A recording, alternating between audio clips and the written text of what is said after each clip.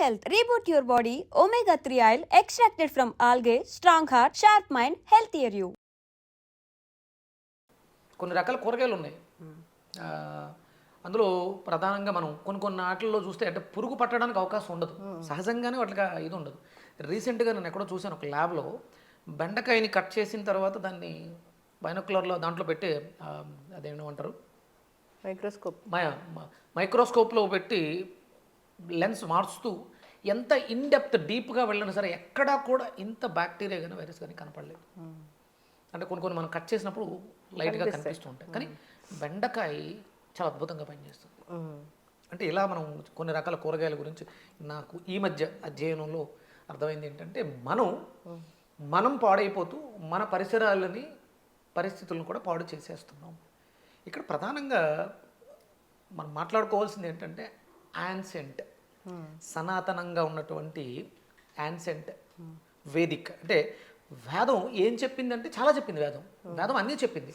ఒక మానవుడు జన్మ తీసుకున్న దగ్గర నుంచి జన్మ పూర్తయ్యేంత వరకు, జన్మలు పూర్తయ్యేంత వరకు, అంటే కేవలం పుట్టడం మరణించడమే కాకుండా, అంటే నువ్వు నీ విధానాలను బట్టి నువ్వు ఎన్ని జన్మలు తీసుకుంటావు, అది ఎలా ఉంటుంది, ఏ జీవాలు రూపాంతరం చెందుతావు, ఇవన్నీ కూడా వేదం చెప్పింది. అందుకనే అంటే నేనేం కొత్తగా కనిపెట్టింది కాదు, నేను చదువుతున్న దాంట్లో యాన్సెంట్ వేదిక్ ఇండియన్ అంటే కేవలం వేదాన్ని పూర్తిగా అర్థం చేసుకున్నటువంటి అవగాహన కలిగిన వాళ్ళు ఎవరైనా ఉన్నారంటే కేవలం భారతీయులు ఒక్కరు. అవును. అందుకని యాన్సెంట్ వేదిక్ ఇండియన్ డైట్ ఇది. అంటే మనకి ప్రమాణం కావాలి, ప్రతిదానికి ప్రమాణం ఉండాలి. అది వేదంలో ఉంటేనే అది ప్రమాణం. ఇక ఎక్కడ మనం దాని గురించి మాట్లాడుకున్నా అవన్నీ కల్పితాలు. మనిషి మాంసాహారి అస్సలు కాదు, మనిషి అసలు మాంసం తినకూడదు, ఇది వేదం చెప్పింది. మరి ప్రోటీన్ కావాలి కదా. ప్రోటీన్ అదే నేను చాలాసార్లు చెప్పాను, దాన్ని నన్ను చాలామంది ట్రోల్ కూడా చేశారు. ప్రోటీన్ ఎక్కడ దొరుకుతుంది మీకు? నాన్ వెజ్లో ఎక్కువగా ఉంటుంది, మాంసాహారంలో ప్రోటీన్ ఎక్కువ దొరుకుతుంది. మరి ఆ ప్రోటీన్ కోసం ఆ జంతువు ఏం తీసుకుంటుంది? ఆ ప్రోటీన్ తయారు చేసుకోవడం తన దగ్గర పుష్కలంగా మేక దగ్గర కోడి దగ్గర పుష్కలంగా ప్రోటీన్ దొరుకుతుంది. మరి ఆ జీవి ఆ ప్రోటీన్ కోసం ఏం తింటుంది? పొద్దుట ఏదో కాల్ మాట్లాడా, చిన్నపిల్లడు బాగా ఎక్కువ అల్లరి చేస్తున్నారు, 8వ నెల పిల్లడు బాగా అల్లరి చేస్తున్నాడు, విపరీతంగా హైపర్ యాక్టివ్గా ఉన్నాడు. దాని గురించి ఏదో మరి డిస్కషన్ వచ్చినప్పుడు, మీరు ప్రెగ్నెంట్గా ఉన్నప్పుడు మాంసాహారం పెట్టారా అంటే డాక్టర్లు చెప్పారు, లేకపోతే ప్రోటీన్ తక్కువగా ఉంది, పోషకాహారాలు అవసరం కదా అని ఫీడింగ్కి మాంసం పెట్టారు. ఎస్, దానివల్ల తత్వం కోల్పోయాం. సత్వగుణం, తమోగుణం, రజోగుణం అనే పదార్థాలు మనలో ఉన్నాయి, మనకు అవసరం, అవే మనల్ని ప్రభావితం చేస్తాయి. మరి మీరు రజోగుణమైనటువంటి ఆహారాన్ని పెట్టి సాత్వికంగా బిడ్డ ఉండాలి అంటే ఎక్కడ ఉంటారు? అవును, పోషకాలు అవసరం. మరి పోషకాల కోసం అప్పుడే అడిగా, పోషకాలు అంటే నీ భార్య గర్భవతి, మేక కూడా గర్భంతో ఉంది, మేక కూడా పిల్లల్ని కంటుంది, మరి పోషకాల కోసం అది ఏం తింది? తను తిన్నటువంటి గడ్డిలోంచి పోషకాలను తన శరీరం తయారు చేసుకునే స్పృహలో ఉంది. మనం స్పృహ కోల్పోయి ప్రోటీన్ మేకలో బాగుంది కదా అని మేకల్ని తినేసాం. అయితే వెజిటబుల్స్ తీసుకోవాలా గురూజీ? సాత్వికాహారం ప్రకృతి సహజంగా వేద ప్రమాణమై వేదములో ఉంది. మనిషి శాకాహారి.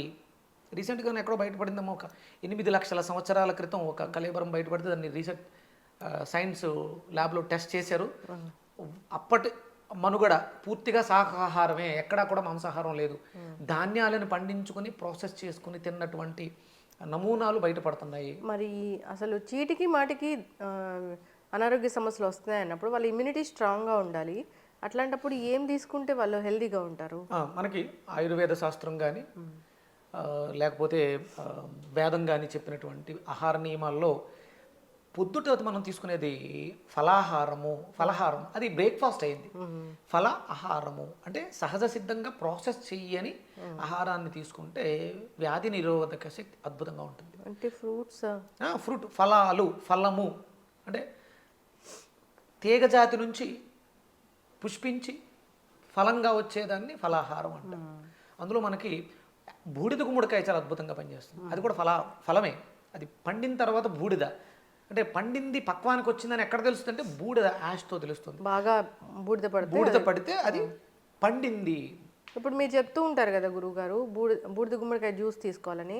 అంటే బాగా ముదిరిపోయిన బూడిద గుమ్మడికాయ జ్యూస్ బాగా ముదిరిపోయి తొక్క మీద మీకు విపరీతంగా బూడిద వచ్చి లోపల గింజ గట్టిబడి ఉన్నటువంటి బూడిద గుమ్మడికాయ జ్యూస్ మీకు అద్భుతమైనటువంటి ఆరోగ్య ప్రయోజనాలు చేకూరుస్తుంది. రీసెంట్గా నేను ఒక మెడికల్ ఎక్స్పెరిమెంట్ చేశాను. విపరీతంగా WBC 17,600కి వెళ్ళిపోయింది.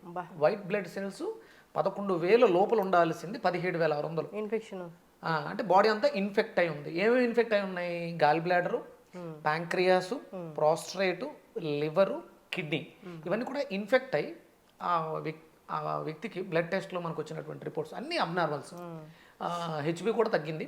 ప్లేట్లెట్లు 7,60,000 ఎంత ఉండాలి? 4,50,000 ఉండాలి.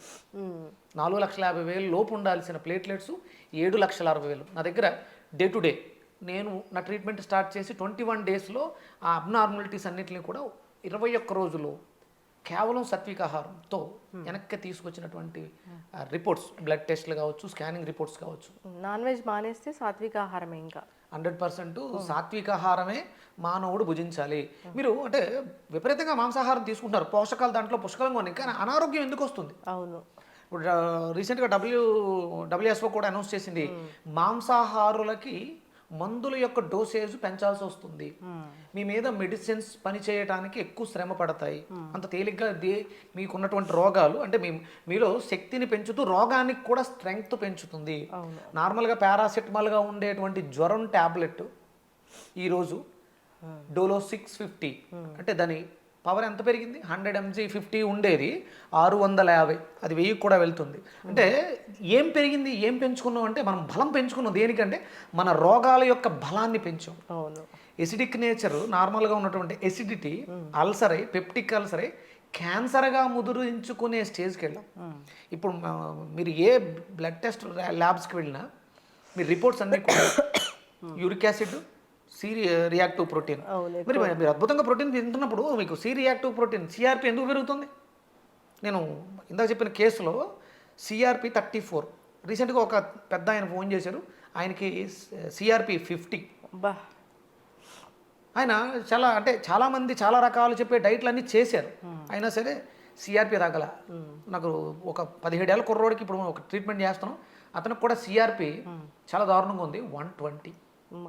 అంటే 120. ఎక్కడ 5,000 ఉండాల్సింది 1,20,000 ఉంది సిఆర్పి, 50,000 ఉంది. నేను చూసిన దాంట్లో 34,000. వితిన్ 20 డేస్ సాత్విక ఆహారంతో తీసుకెళ్ళి ఫలాహారాన్ని ఇచ్చి 21 రోజుల్లో గాల్ బ్లాడరు, ప్యాంక్రియాసు, లివరు, కిడ్నీలు నార్మల్ సైజుకి వచ్చినాయి. ఆహారమే ఔషధం. వండితే అది ఆహారం అవుతుంది, వండకుండా తీసుకుంటే అది ఔషధంగా మనకు పనిచేస్తుంది. ఇదే మనకి యాన్సెంట్ వేదిక్ ఇండియన్ డైట్ చెప్పింది.